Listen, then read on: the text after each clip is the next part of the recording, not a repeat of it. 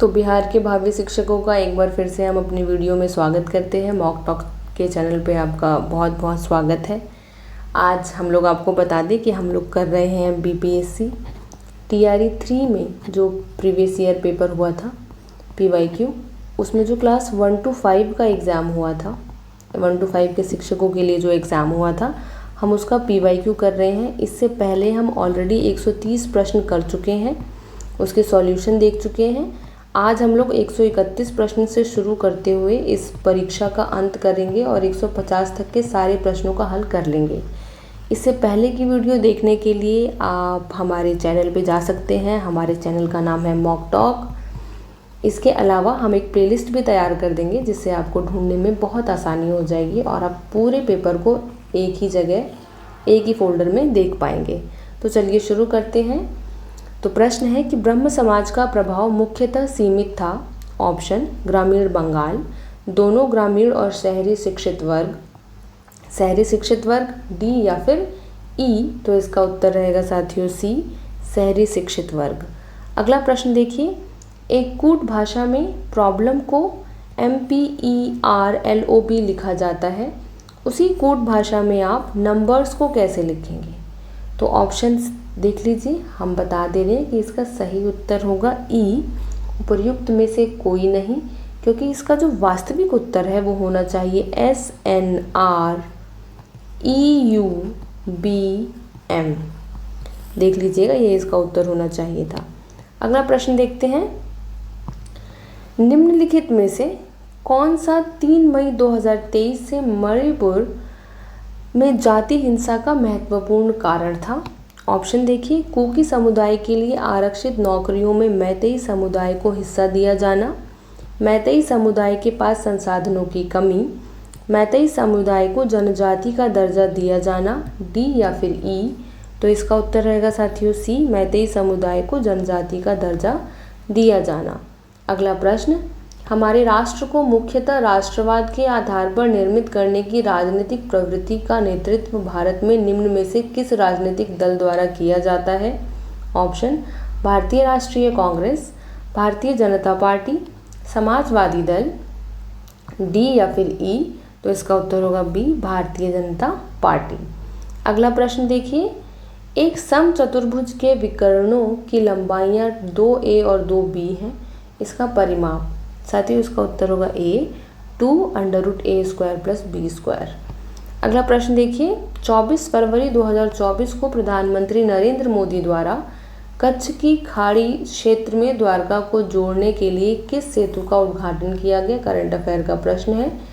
इसका ऑप्शन देखिए, कच्छ सेतु, सुदर्शन सेतु, द्वारका सेतु, डी या फिर ई। इसका उत्तर होगा बी, सुदर्शन सेतु। अगला प्रश्न देखते हैं, एक खाद्य श्रृंखला में कौन से पोषक स्तर का ऊर्जा स्तर सबसे अधिक है? ऑप्शन देखिए, पोषक स्तर के प्रथम उपभोक्ता, उच्चतम पोषक स्तर के उपभोक्ता, उत्पादक, डी या फिर ई। कंफ्यूज मत होइएगा, ये नहीं है इसका उत्तर। उत्तर है सी, उत्पादक यानी प्रोड्यूसर। अगला प्रश्न देखते हैं, निम्नलिखित में से कौन नीले लिटमस को लाल में बदल देगा? ऑप्शन वॉशिंग सोडा का घोल, सिरका, बेकिंग सोडा का घोल, डी या फिर ई। तो इसका उत्तर है बी, सिरका यानी विनेगर। अगला देखिए, भारत देश की अधिकतम अंतर्राष्ट्रीय सीमा किसके साथ है? पाकिस्तान के साथ है या नेपाल के साथ है या बांग्लादेश के साथ है, डी या फिर ई। तो इसका उत्तर होगा सी साथियों। अगला प्रश्न देखिए, निम्न में से बिहार में सबसे पुरानी नदी घाटी परियोजना कौन सी है? ऑप्शन देखिए, दामोदर नदी घाटी परियोजना, सोन नदी घाटी परियोजना, कोसी नदी घाटी परियोजना, डी या फिर ई। इसका उत्तर होगा साथियों बी, सोन नदी घाटी परियोजना। अगला प्रश्न देखते हैं, समीकरणों 2x + 3y = 77 और 3x + 2y = 73 को संतुष्ट करने वाले x और y के मान क्रमशः हैं? ऑप्शन 12, 18, 11 और 19, 13 और 17, डी या फिर ई। तो इसका उत्तर हम बता दें, इसका उत्तर रहेगा सी, 13 और 17। अगला प्रश्न देखिए, निम्न में से किस संविधान संशोधन ने भारत न्यायपालिका को संसद के अधीन बना दिया है? ऑप्शन 42वां, 43वां, 40वां संविधान संशोधन, या फिर डी या फिर ई? तो इसका उत्तर होगा ए, 42वां संविधान संशोधन ने। अगला प्रश्न देखते हैं, किस क्षेत्र को चीन अपना पवित्र क्षेत्र होने का दावा करता है? ऑप्शन देखिए, तिब्बत, ताइवान, मकाऊ, डी या फिर ई? इसका उत्तर याद कर लीजिए, इसका उत्तर होगा बी, ताइवान। अगला प्रश्न, छितरे हुए वृक्षों वाले घास के मैदान कहलाते हैं? ऑप्शन सवाना, कृषिवन, वर्षावन, डी या फिर ई? इसका उत्तर याद कीजिए, है ए, सवाना। अगला प्रश्न देखते हैं, 1885 में भारतीय राष्ट्रीय कांग्रेस की स्थापना किसने की? बहुत आसान है, तो ऑप्शन देख लीजिए एक बार, सुरेंद्रनाथ बनर्जी, जी.के. गोखले, दादा भाई नौरोजी, डी या फिर ई? इसका उत्तर रहेगा ई, क्योंकि जिन्होंने स्थापना की वो है ए.ओ. ह्यूम। ठीक, इसलिए उपयुक्त में से कोई नहीं। अगला प्रश्न देख लीजिए, इसका उत्तर हम आपको बता देते हैं, इसका उत्तर रहेगा ए यानी 2। अगला प्रश्न देखते हैं, भारत के संविधान की प्रस्तावना न्याय की गारंटी देती है, इसका तात्पर्य है कि भारत अपने जनमानस को अनुमति देता है। ऑप्शन देखिए, अपने प्रतिनिधियों के चुनाव की, कुछ मूल अधिकार रखने की, निर्णय निर्माण में भागीदारी की, डी या फिर ई? तो इसका उत्तर रहेगा साथियों डी, उपर्युक्त में से एक से अधिक। ये भी है और ये भी है। ठीक, अगले प्रश्न पर आते हैं, भारत में किस उत्तर पूर्वी राज्य में जनजातीय जनसंख्या की अधिकतम संकेंद्रण है?